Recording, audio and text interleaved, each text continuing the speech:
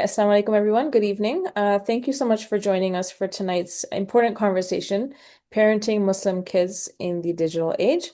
My name is Sumay Mahmood, and I'm the Education Program Coordinator here at Sakeenah, Canada. At Sakeenah, we strive to create these spaces where we're able to learn, bring awareness, emotional well-being is nurtured through compassion, community, and a lens that respects both cultural and religious identities. And so today's webinar talks about parenting in today's world, which looks very different from what we grew up in. Our children are navigating a digital landscape that's full of opportunity, but also full of risk. So you have social media pressures, online bullying, harmful content, even exploitation. And the internet can really shape how our kids see themselves in the world around them.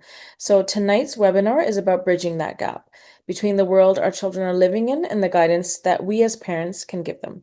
And so together we'll look at how we can stay connected, build that trust, and protect our children, but at the same time also empowering them to make these healthy, faith-grounded choices online, similar to how we hope they make faith-grounded choices in real life. So before we begin, I do want to share that unfortunately Constable Ali, who was originally scheduled to join us as a panelist, unfortunately had to step away due to unforeseen circumstances, but we do hope to see him, inshallah, at a future event. And so that said, we're truly honored to have our two incredible panelists with us who will bring years of experience, insight, and empathy to the conversation, Areej, Jaffrani, and Nadia Aslam. So whether you're a parent, educator, or community leader, we're very happy that you're here. And we hope tonight offers you practical strategies, new perspectives, and most importantly, a reminder that you're not alone in navigating all of these challenges. So let's begin by introducing our panelists. First, we have Areej Jaffrani. Areej is a psychotherapist with over 7 years of experience supporting children, teens, and young adults through anxiety, depression, trauma, and major life transitions. She integrates creativity, play therapy, and CBT to create safe and supportive spaces for healing. Her approach is grounded in neuroscience, attachment theory, and trauma-informed practices, and she provides culturally sensitive care in both English and Urdu. As a South Asian, Muslim woman, and economic immigrant, Areej is passionate about decolonizing mental health and exploring how culture, race, and religion shape our lived experiences. Next, we have Nadia Aslam. Nadia holds a master's in adolescent education and began her career as a high school teacher before moving into administration. She has over 18 years of experience in Islamic school leadership, including 13 as vice principal at Isna High. Her years working closely with teenagers has given her deep insight into challenges young people face today. And this past September, Nadia launched her own educational consulting services, where she now coaches and trains teachers and supports school leaders across North America. Thank you both for being here today. So we'll start with an opening question. If both of you can please share a moment from your work that made you realize just how urgent this conversation really is about kids and digital safety, how urgent the conversation has become. So Areej, we'll start with you. What's a moment that's really stood out for you in your work? Thank you so much, Samaya, for having me and for opening this really important conversation. Like you said, we live in a completely different world today, and it keeps changing. There's just so much change that happens over days, and it's really hard for us as adults, I think, to keep up with all the changes that are happening with technology.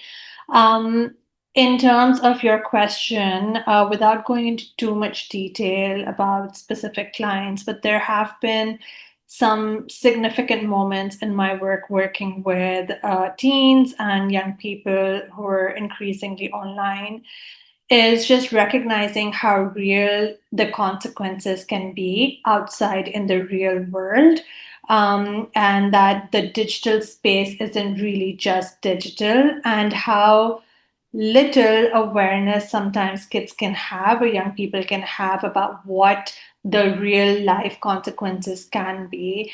Where there have been clients that I've worked with in the past who have dealt with what they've experienced online in the real world, some of the risky behaviors and the dangerous behaviors that they've engaged in online, or not just risky or dangerous behaviors, just the amount of information that they end up sharing without recognizing, which has led to things like being tracked in the real world, being harassed, being stalked in the real world. And I know that can feel really scary to hear, but unfortunately, that's sort of the reality, that sometimes, just because of where the kids are in terms of their development, their brains, their psychological development, they don't necessarily clock in the very real consequences. Sometimes, these kids have, or it's very typical for kids and young children or young people to have a little bit of a I'm invisible sort of belief about themselves, which is very typical development at this stage. But yeah, they don't necessarily recognize that it can lead to some very real harm in the real world. And then, of course, as a therapist, I've seen the mental health and emotional well being side of that as well, where what they've experienced online, whether that be cyberbullying or the harmful content that they're consuming, um, how that can lead to things like depression, anxiety, even trauma, and then unfortunately things like suicidal thoughts or suicidal behaviors or even self harm thoughts. There are full on communities out there that are sort of leading our kids and just feeding information that can make it even easier for them to give into some of these thoughts. So just recognizing how real that sort of consequence can be outside of outside of the digital space. Absolutely, yeah. The connection between sometimes we think it's just the digital space and in the real world, but there's actual consequences. I love that you highlighted that. Nadia, from your experience working in schools, I'm sure that you've seen moments that really highlight how urgent this conversation is and how it affects students today. David. Yeah, yeah, for sure. Just, want to tap into what Areej was saying, like everything that she's saying. Yes, we've seen it in class. We've seen it in, certain behaviors, how it affects a student. I think one thing that really kind of caught my attention, post-COVID was when I realized, I don't know how long this has been going on for, but students having like, multiple, accounts online, and with that comes like different personas and identities that they take on, which is very scary. And also, disturbing the fact that they're trying to be someone that they're not. And that's something I actually learned through my niece who goes to public school, and she was just talking about, the amount of different Instagram accounts that students have for different purposes and different groups and how they manage it. And it was just that was like an eye-opening moment for me that, okay, like, back then for us, I didn't grow up with social media or smartphones. But that one time that I did come on to, like, chat, the MSN chat, it was me. And I didn't have anything, like, I didn't have a different identity. But now it's just grown into this big world of, are you really who you really are online is the question, right? So yeah, I mean, it leads to many different paths, just like how Areej was saying. Definitely. The multiple identities is definitely eye-opening when you speak to kids and the different names and personas they have. Absolutely. Yeah.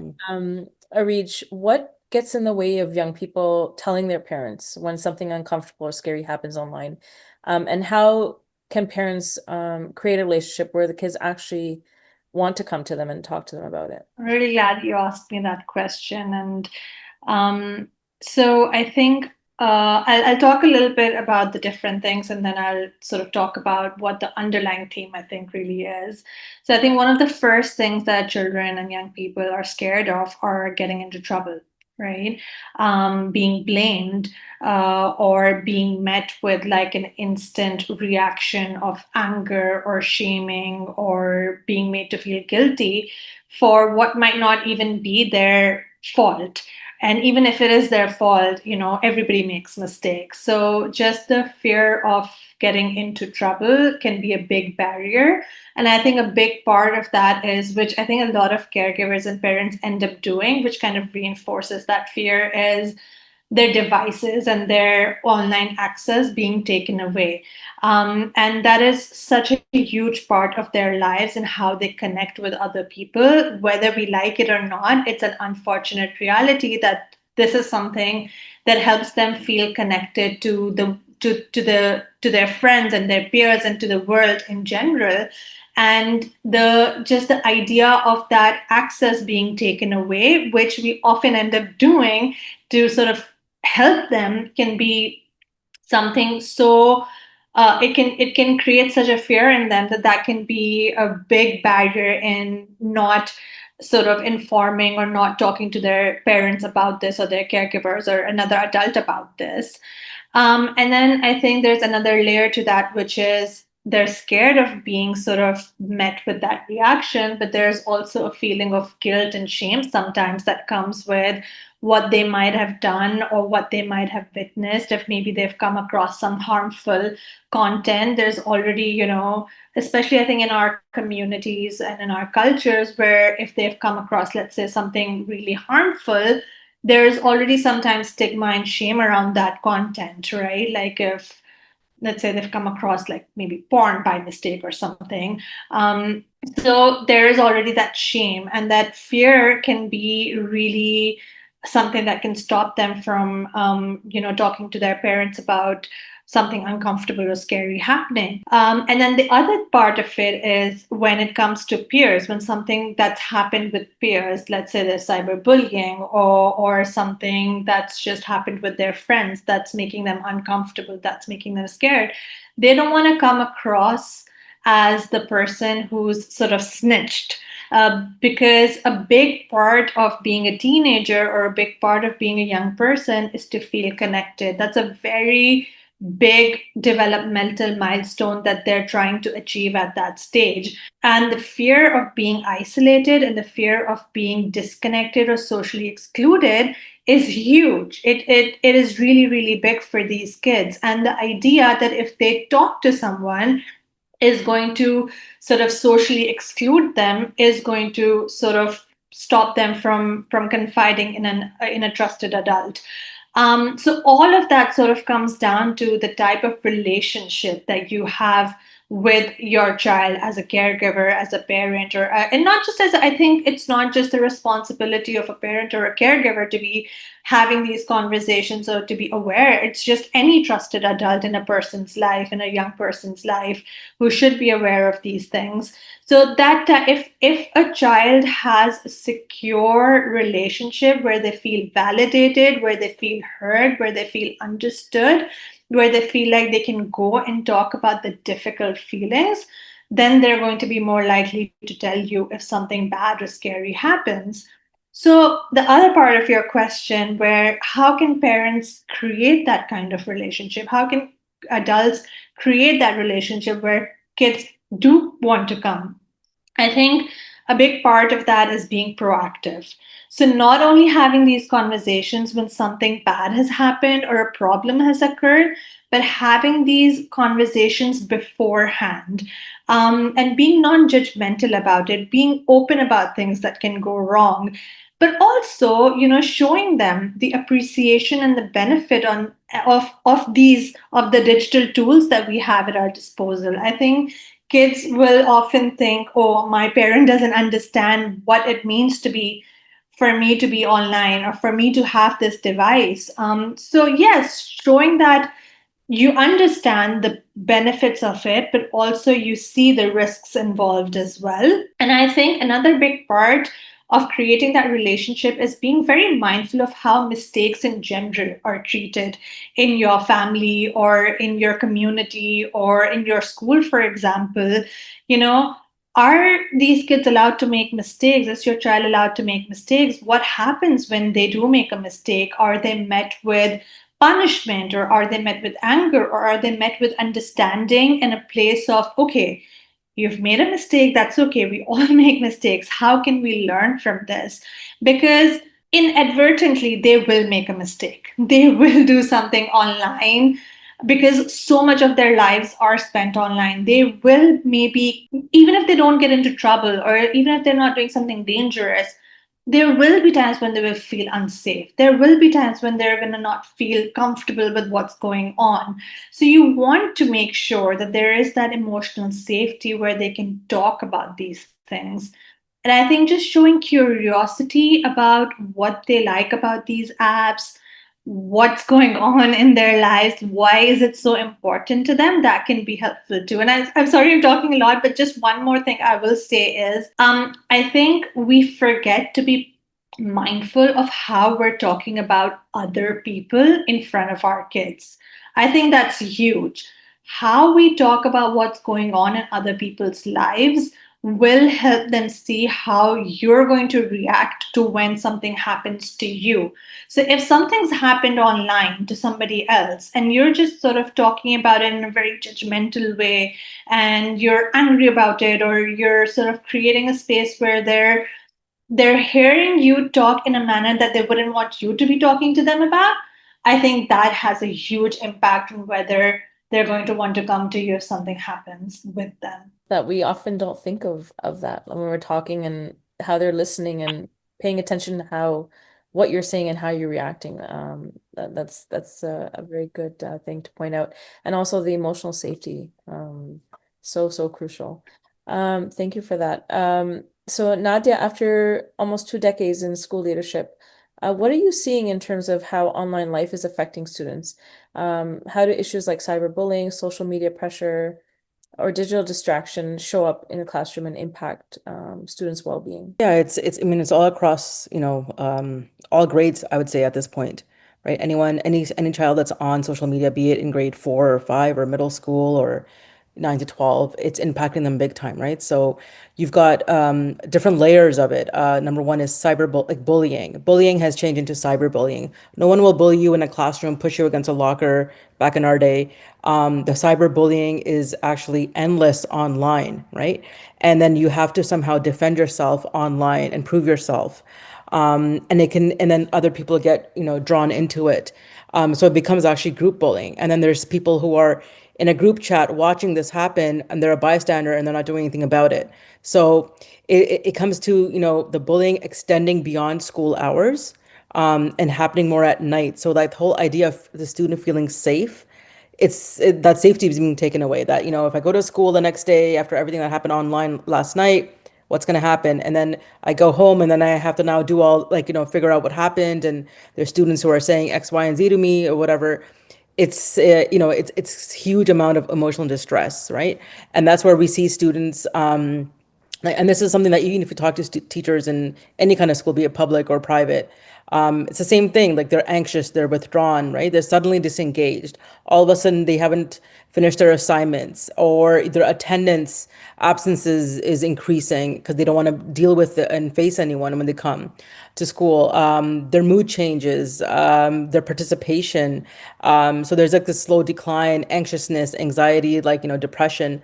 And then there's, the whole idea of like social media. All of a sudden, like the social media pressure besides the cyberbullying is wanting to be something that you're not, and keeping up with trends and fashion, and be it makeup or be it whatever, just so that you can feel included and be part of a community, and not be isolated, just how Areej was saying. And as a result, there's a lot of like tension that happens. And it doesn't happen in person, it happens all in front of a screen, where everyone feels that screen allows them to say whatever they want, right? Because I'm not saying it to them in person, to their face, but I'm saying it behind, their back. But it's, to them still. They think that's okay. I still said it to them, but it's not in person. It's a different type of gossiping and once again, bullying. So as a result, it really affects their self-esteem, right? So they're trying to appear like something that they're not online. It affects them socially, emotionally. It's affecting their, confidence and just the effort in learning. Developing relationships become harder for students. And then again, like there's, like the digital distraction, right? Like the notifications constantly popping up, the multitasking, not being able to focus on one task, and like you're just getting used to seeing different things, images, just like need constant updates, be it news or ads or whatever it may be. So that struggle to stay focused in class is a huge issue, especially in lessons and independent work, which parents often see it at home as well. Um, so it's just it's impacting students in like multiple different ways.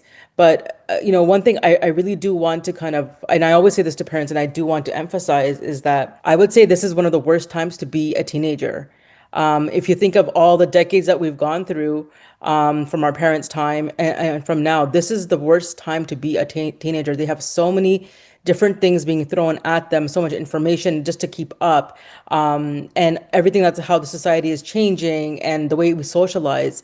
It's very difficult to be a teenager. And I know it's really hard to be a parent as well of that teenager. Parenting is, like Areej was saying, it's different. It's our styles are different. We have to change according to how the students are. But students have been thrown into a lot of different difficult situations as our world has evolved, especially with COVID. Sorry, I know I'm going on a tangent, but in during COVID, they were forced to be online all the time, which is where all the learning and socializing was happening. And now all of a sudden, we expect them to kind of just give that up, and go back to the times before. Well, some of those students don't know what those times were before, especially if they were entering high school during COVID, they don't know what it means to not do all this stuff. And also, just to kind of give it up, like Areej was saying, it's not easy.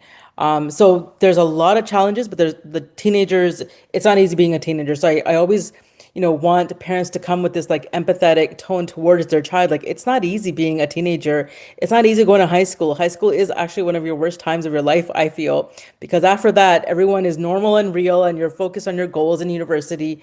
But high school is when you're trying to discover yourself, trying to build your relationships, see who is true or not, building your identity, there's as well as like who you really are, your purpose. Like there's so many different things happening.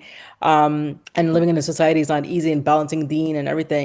Especially I feel like when, like with immigrant parents, their life was so different and their upbringing was so different. And now they're thrown here. So it's not easy for them as parents.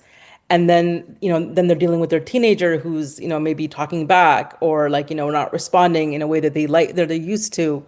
So that balance, is this it's very tricky, and it's just really, really tricky being a teenager right now. You know, um, yeah, like just how Areej, I know, I'm sorry, cut me off if I'm going too long.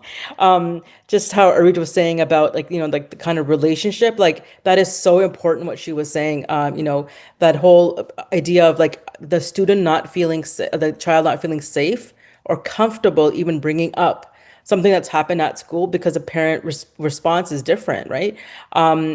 If you have two scenarios, a child comes and says, "Oh, my friend's phone was taken away." First response will be like, "See, I told you you shouldn't be hanging out with her." Or, "See, someone must have done something wrong and her parents are taking away the phone and that's it. Like, you got to be careful and maybe I should take your phone away too, or you need to stop hanging out with her." Versus, "Oh, hey, what happened? Why do you think her parents took her phone away? Oh, this isn't this. Oh, really? How did her parents find out? What would you have done in this situation? What would you think I should do as a parent?"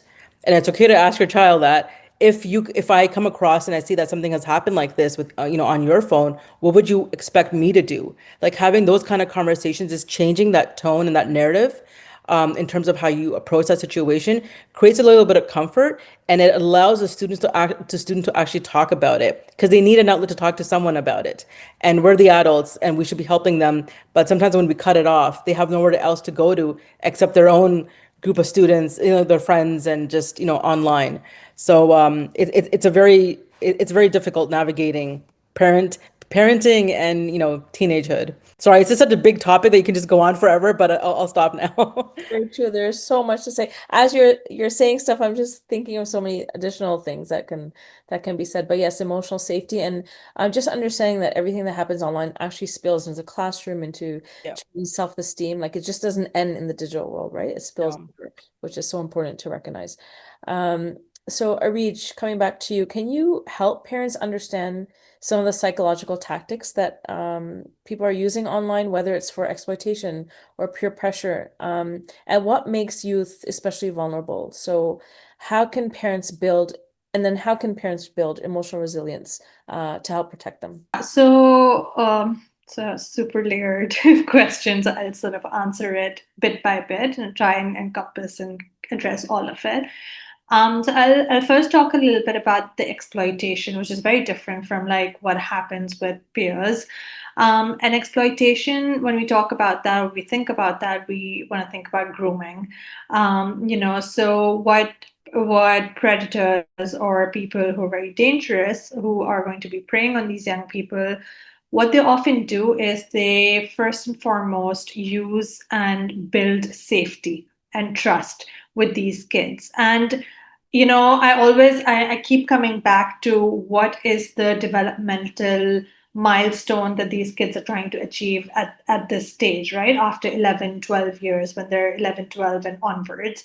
That's social connection and identity formation. It's finding a place where they belong. It's finding a place, a community where they feel like they're included, they're socially belong. And that's a general human need, but at that stage, that sort of takes center stage.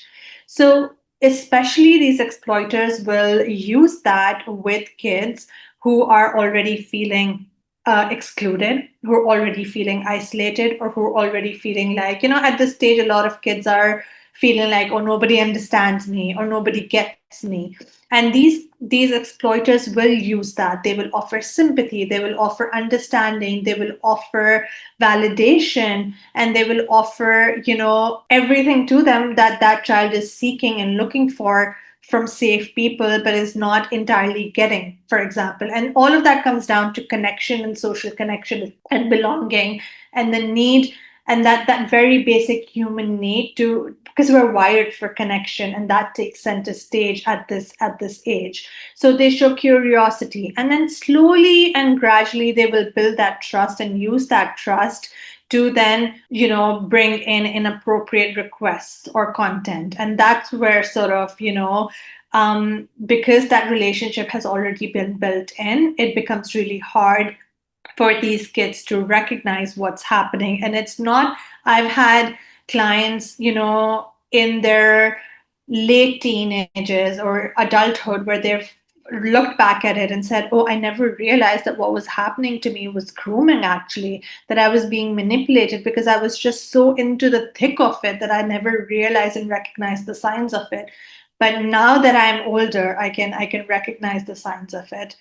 So that's generally what happens with exploiters, but which is very different from peer pressure. Again, it also goes down to with peers, it also goes back to social connection and the need for belonging, right? And so sometimes kids will pressure other kids by sort of threatening to take away social inclusion. And again, that fear of not being included will be enough to, have kids do things that they might not be entirely comfortable with, or just the fear of sort of missing out on what the viral trends are, or just having to keep up with what's happening.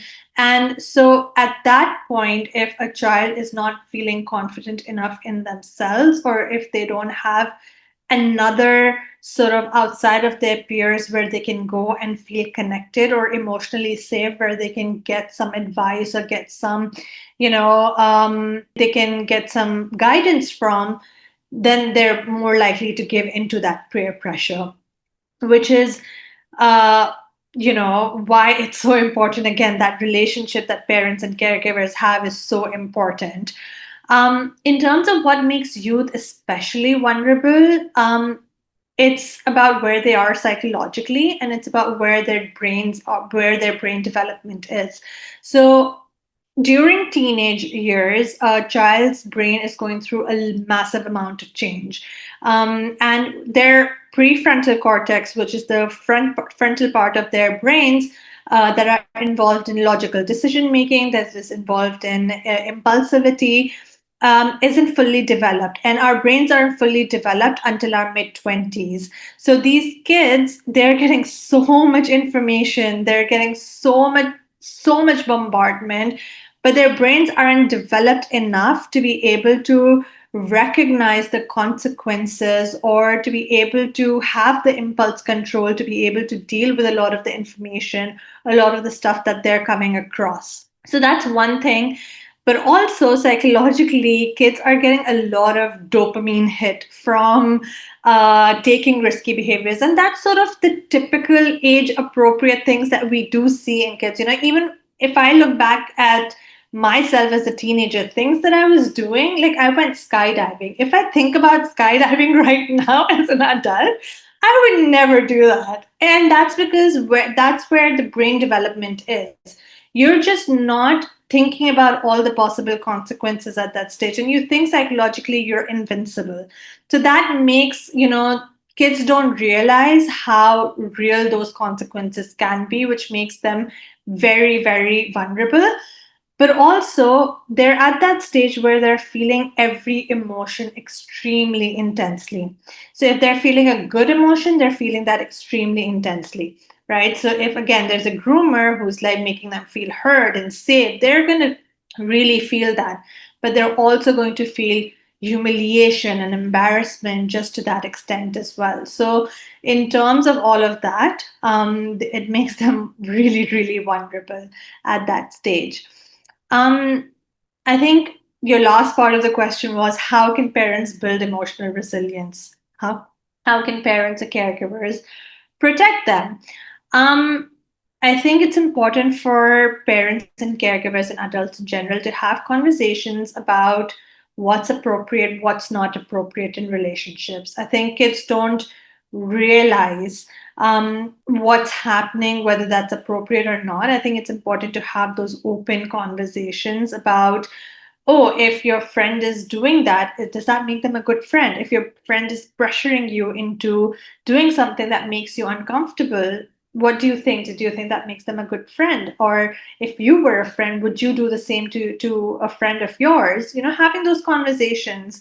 And then allowing children, no, not allowing, but like teaching children to trust their feelings and their instincts. I think that's super duper important. Like sometimes children won't have the words, young people won't have the words or the emotional vocabulary to say what's feeling wrong or what's coming up, but they will feel it in their gut. They'll just feel like this just feels off. So teaching them to pay attention to those signals and to listen to those signals, to those gut feelings, to those feelings that are telling you, okay, there's something off. Like it's kind of like, as women, we know we can pick up on some of those feelings. It's just like that. Like, you're teaching them to tune into their emotional state and recognizing, okay, what's not feeling right, and teaching emotional vocabulary, having them name different feelings.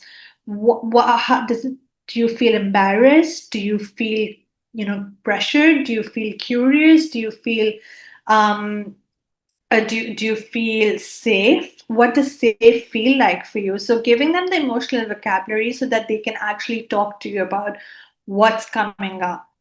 And out of everything, just foster that connection. Again, it all comes down to relationship. Do they feel safe with you? Do they feel heard and validated and understood? If they do, they're more likely to come to you as the safe person. Important that emotional resilience and the vocabulary is so important. It's to piggyback off what you said, I did a workshop a couple days ago on digital safety with grade 8 students. And I was just trying to test the room and see, where we're at. And I asked them, I'm like, how many of you, tap your shoulders if you've accepted a follow request from a stranger. And I would say 80% did. And I was like, oh my goodness. And then we went through some safe scenarios, unsafe scenarios. And I said, is it safe if a stranger gives you compliments? So the love bombing when they start grooming the students. And they said, yeah, miss, it's a compliment. Like there's nothing wrong with that. So we had that conversation about grooming. But having these conversations is so important because again, they're kids, they're trying to maneuver this digital world, which is so complex, but can be so unsafe at the same time. It's scary. So thank you for sharing. Nadia, you talked about bridging that gap between parents and teens, and I know Areej touched upon this a little bit as well. What are the biggest disconnects that you see around technology use, and how can parents stay engaged in their teens' digital world without being too overbearing? Because then you'll get that pushback from the kids. So something that I say all the time to parents, if they are not on social media, they need to get on it like now. If they do not know how to use TikTok, they need to get on it right now. You have to know what is happening in your child's life. If you want to really know what's going on in their life and where the moods and behaviors or the trends or what six, seven, whatever that they're saying means, you need to be on TikTok. Really, that's what their life is. And it's almost like a parent should make a priority. Like you have certain things that you do for, raising your child, then you have to keep up with the social media. If you are behind and the child is ahead, then there's no way that connection is going to happen. So the idea is get on social media and start showing how you can use it for positive discussions and talks in education. Get on TikTok, find out what's going on, and make it a conversation piece. That, oh, you know what, I saw this, or what does this trend mean? 6 7, I saw it on TikTok. Shock them, right? And talk about it, and then or something about whatever you see on TikTok, just bring it up as a conversation piece, and that opens the door for the student, the child, to be like, oh, my parent is aware of this. Let me talk about it, and do it in a way where you want to question and see what their thought process is. Let's stop focusing on telling the child how to think, allow them to think, right? And let's see how we can and have a conversation with that. It's really important. A lot of parents are disengaged because they don't know how to keep up with social media. They don't know, they can't make references, they cannot connect. So create a family WhatsApp group, and share, whatever, Instagram, reels or whatever it may be, or stories or videos from TikTok, and everyone laugh at it, have some fun times with it, or make it educational pieces as well. Just so that the student know, like the child knows you're in loop, and it kind of helps to build that connection. The second thing, which I think all parents should do, and this could be like a homework task, is they need to go, on weekend, sit with your child and watch The High School Catfish on Netflix. Great documentary. And I would say that it is very realistic. It's happening with teenagers in our community, be it public school, be it Islamic school, wherever it may be, but it is something that's real, that's happening. And it's not just happening just with teenagers. I'm seeing it also happening with young people in their 20s when they're going on these like marriage apps to find people. But again, all these scams are happening, and how to identify that. So this is a great way to open that door for having healthy conversations, talking about what's safe but what's not safe, and ask, if you're new to social media, ask your child, like, how do you do this? And how can I do this? And what does this mean? And what do you think? And what does catfish mean? Like, they already know, right? So if you want to be in loop with what your child's life is like or what they're doing, you need to be on social media. If you sit down at dinner and say, so what happened today? They're not going to say anything. They're going to, oh, nothing. But if you say, oh, you know what? I was on TikTok and I saw this. What do you think about this? And, they'll have a lot of thoughts and feelings to talk about it. So you can start that kind of conversation piece through that. And also, as well, we just want to remind ourselves, like, what is the prophetic way of dealing with kids and children and being a parent? This is something that we have to constantly be aware of and make an effort for it as well. Sometimes, some of our parenting styles need to be a little bit more in line with the prophetic way of, being a little bit more compassionate, being more understanding, having that patience, with and the anger management, everything, so that you can model it and the child can learn from it, right? Like your behaviors, is something that your child can learn from. But yeah, that's the biggest thing. Get on TikTok, get on Instagram, and see what the world is all about, basically. You're gonna have us all say 6 7 now. Yes. That's so true. Very important to know all these trends. Areej, as a Muslim therapist, how do you see culture and faith intersecting with these digital age challenges? Are there unique stigmas and pressures that Muslim families face? And then how can our faith values be used as a strength in navigating these issues? So I want to go back to what Nadia was saying about viral trends, and I think that really sort of is connected to our faith and our culture intersecting with digital age challenges, which is, a lot of these viral trends, these kids, again, going back to social connection, right? And belonging, these kids want to belong, they want to be up to date, and they want to follow these viral trends and what's happening and what's trending. But a lot of the times these are not in line with the values that we hold in our faith and in our culture. And so I think navigating that as teenagers, as young people, is really hard. How do I stay true to my values and beliefs, but also stay connected to my peers who are having no issues with being on top of these trends?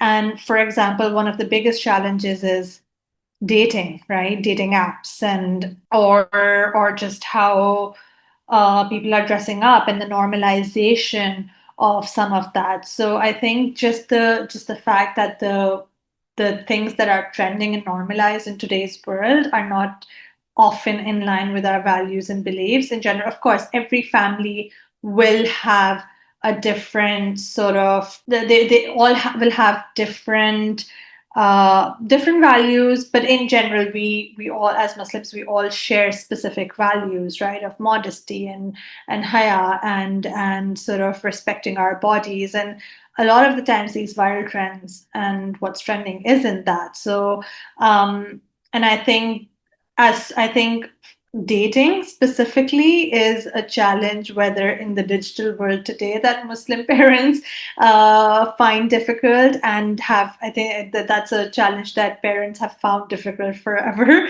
as Muslims to navigate with their kids. So I think that is definitely something that is unique, perhaps, to our culture and our faith.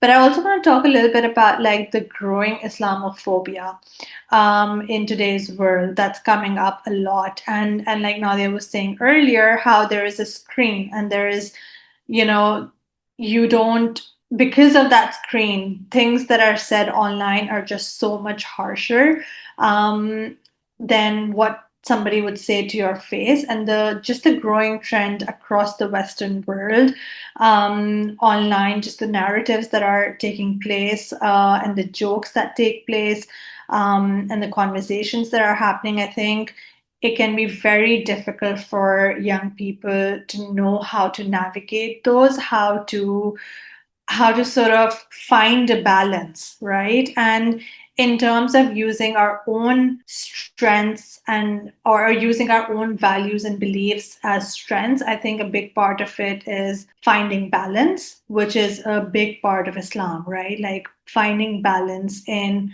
how much time we're spending on social media and using that as a guide, or taking care of ourselves is a big part of the Islamic principle of the Islamic principles. Taking care of yourself, knowing when to step back, and knowing when to go into these conversations, knowing when to look after yourself. I think parents or caregivers often forget is that at this stage, again, coming from a therapist hat, this is the stage where kids are developing their identities. This is the age where they are going to be developing their own values and their own beliefs and their own opinions about things. And sometimes they're going to be very different from what their parents are trying to teach them. And they may come on their own into believing some of the things that their parents believe in. And there will be a lot of questioning of that, of what the family believes in, of what the community believes in, for example. As parents or caregivers or as adults, it can be helpful for us to remember that Islam teaches us to be curious. It teaches us to question and reflect. And it's important to give the space to those kids to have those conversations with you in a safe space, versus them having those conversations outside where it's not entirely perhaps safe and they're not getting the right sort of guidance. So I think sort of just taking, like Nadia was saying, just taking a step back, and yeah, being open to learning with our kids as well, and asking your kids what can be helpful, and doing that in a very collaborative way can be really helpful. I love that you said that, like, it's better for them to receive the information from us at home versus their friends at school. It's more guided. at home for sure. Nadia, can you share some your perspective on age appropriate boundaries? So, like when can kids get a phone or access social media, and how can we as parents set limits while still fostering the autonomy and trust? Tricky question. It's a tricky one because there's so many different things attached to it, right? Number one is I think parents should realize that even if your child does not have a phone, right, at any time, they can still log into a social media app on whatever, Chromebook or whatever a laptop they have. And still, you don't need a telephone number to access these apps or on Discord. You can just log in. Your child can go to school and use their friend's phone and, have their account. So sometimes students do have friends they share, accounts and whatnot. So they need to keep that in mind. Now, at the same time, I'm no expert, and I don't have kids, but something I've seen a lot of parents do, and just like family, my cousins and things like that, is that in the middle school years, if your child does have a phone, you have to like, they usually keep a closer supervision with them, right? So there's some sort of like a contract that's kind of developed with the child. If you have a phone, then therefore you have to add me on to whatever it is, and you're not going to have like multiple accounts, and kind of building those kind of I guess boundaries with social media, setting screen time limits. Some parents like to just cut the Wi-Fi at a certain time and there's no access to it. And then sometimes parents can, there's apps that you can actually put on your child's phone so you can see how much screen time they've had on certain apps. And this is when they're younger too, right? And it also all depends. Like you have to know your child well enough to see like how much monitoring do they need and how much trust. The whole trust and honesty factor is a huge part of the piece here, right? Now, when they're older, they're 15, 16, they're in grade 11, grade 12. That's more about like, giving them a little bit more privacy, making sure they're like open to having like discussions, seeing what kind of choices they're making, have conversations about self-control and, consequences, and their actions are, they're held responsible for their actions. So kind of having different type of conversations, but giving a little bit of that autonomy in terms of like building that trust and confidence with your child, because they're going to do it regardless. That's what I've come to the realization that, especially by high school time, they're going to have access to a phone somehow or another, or any of these social media apps. So you have to really know your child. Every child is different. Some, I've seen some kids who've never had a phone until grade 9, and I just wanted to congratulate their parents. Like, how did you pull that off? That's like a battle. Right now, it's like even if the parent doesn't want to give them a phone, it's a huge battle at home where every friend and every kid has one, and why can't I have one? It's really challenging, but I think, like Areej was saying, having those open conversations, and like parents have to get comfortable having like conversations about topics that are taboo topics. There's a lot of sexual content out there. Islamophobia obviously is out there, like racism, all this sort of stuff, and modesty and everything. Like parents have to be comfortable having these normal conversations because these are normal conversations and these are normal things that the child is exposed to all the time. And so hopefully through that, you can maintain this like trust and honesty factor and then be a little bit more at ease that they're using the phone. But yeah, I think you have to kind of gradually build up that safety and accountability with the phone. So yeah, I can't say there's one set answer. It all depends on the child and the parent relationship and what they think is appropriate and not, so just something to keep in mind. Definitely. I will add to that. I know oftentimes parents think it's okay for their kids middle school to have their phones in their bedrooms, and that's a huge, Oh, big no-no. oh yeah. You should have the kids turn in their phones before a certain time. I always phrase it like this: having their phones in their room is akin to strangers in the room, and we wouldn't allow for that to happen. Yep. So definitely don't want virtual strangers in the bedroom either. And we talked about online predators and access to sexual content. Yep. Everything's at their fingertips. And then also having like charging stations in a common area, having them use their computers in a common, Yeah. I think is Yeah, no, I love that. I've seen actually, it's like just some friends of mine that actually do that. And what they do is actually, there's a time in the evening where everyone, so every adult, parent included, puts their phone in this basket, and now it's time to do something like reading, talking, be it like, even watching a show together, but putting that phone away because the reality is that it's not just about the teenagers, it's about the parents too. We ourselves are so hooked onto our phone, right? If you go to a restaurant and well, after they've done ordering, if you look at everyone at the table, they're all on their phones. They're not really conversing that much. So if the parents can be part of this whole process, and maybe it's a great thing for everyone. Like, what, at this after this time, everyone's check in your phones. Wi-Fi is cut, therefore there's no temptations of like sneaking around and getting that phone. Yeah, I think that's great, especially in the early years of when they first got the phone. Yeah, I think that's wise. And bring back board games too. Like we've Yeah, lost, like just sitting down with family playing board games. They want that connection, and you foster that connection in a really fun way. yeah, for sure. Okay, amazing. So just a closing question for both of you. We'll start with Areej. If parents could take one practical step this week to strengthen both digital safety and trust at home, what would you recommend? I am a therapist, so I am all about reflecting and taking a sort of an inward step and thinking about things. So that's what I would encourage parents and caregivers to do. Just reflect on and very honestly reflect on your relationship with your child and being very honest about that. If something happens, if something bad happens, how honestly do you think that your child is going to feel comfortable coming to you and talking to you and confiding in you and seeking safety from you and yeah, how do they feel comfortable to come to you when something happens? So just being very honest with yourself and not judging yourself or shaming yourself for it, because it's never too late to start and to repair that relationship. And I think Nadia mentioned this much earlier on in our conversation, but asking your kids, what is it that is going to be helpful for you, for you to come to me? What can I do differently? What can I change?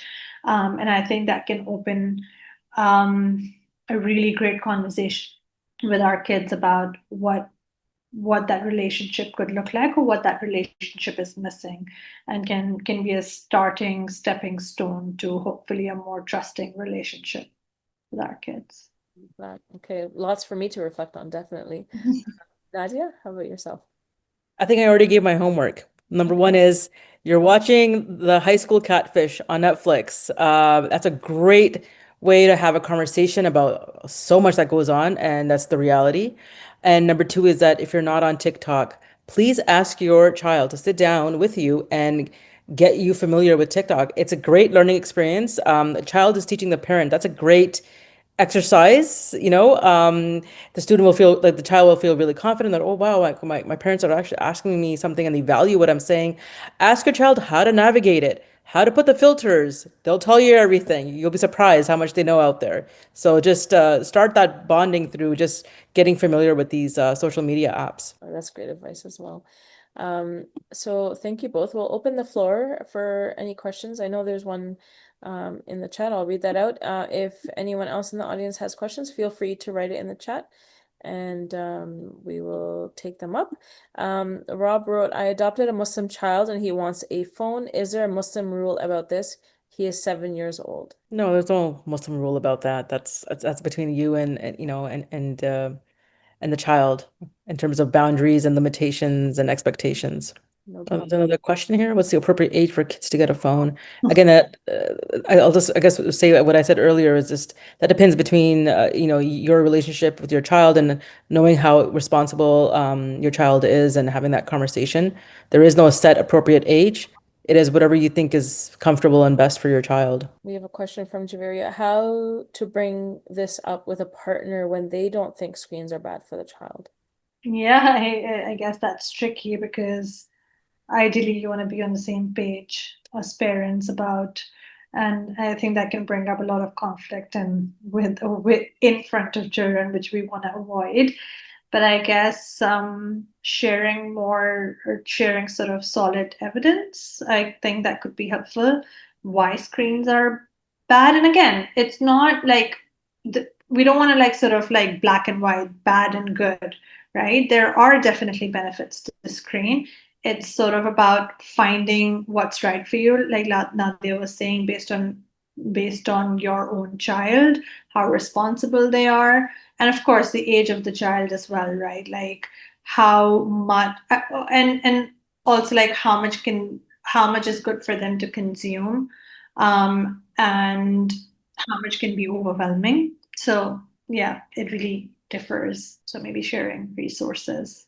APA, I think, has like some recommendations, I believe. There's a comment, there have been some privacy concern around TikTok, hence I'm a bit skeptical about installing it. Yeah, of course, you have to be comfortable with it. I think there are some issues actually with most of the social media apps in terms of data, that they're taking, like, saving the data or whatever it is. But I think actually that's a great conversation to have with your child, that you have these concerns, talk about these concerns, about privacy concerns, and really what is the agenda of these social media, apps, and like what they're really doing with, people being on it. And then as a result, like, how do you, use the app while being safe if your activity is being monitored and whatnot. So that's a great conversation. Of course, if you're not comfortable with it, that's definitely, okay. But then if your child is on it, maybe have that conversation with your child. It's a good conversation.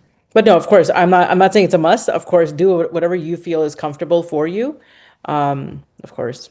How to maintain balance in advising my girl within her friends' relationships between not not judge her friends or her reactions. Jihad, go ahead. You can unmute and ask your question if you'd like. Yes, Assalamu alaikum. Thank you for letting me explain my question. I was talking about the first part conversation or of the this meeting about when our kids feeling missed out. I feel this with my girl. She just moved in a new school, but this was happening also in her old school.